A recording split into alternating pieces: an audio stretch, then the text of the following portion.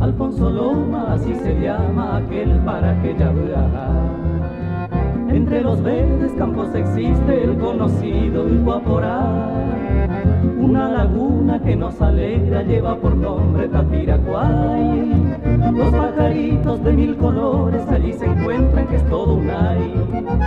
En el cercado de la enramada se va quejando Chesease, diciendo triste a su compañera de causa y tente Aicoase.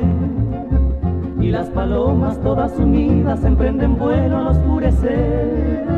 Juntas avanzan y allí descansan tristes queridos del Taperé.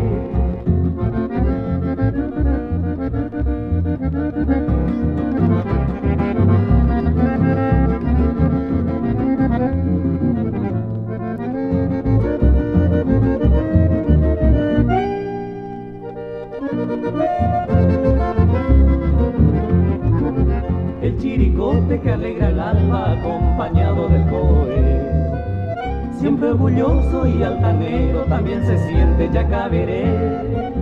En alto monte se va volando pájaros raros uruguay, diciendo triste a su compañera la cherellana Tacetajá.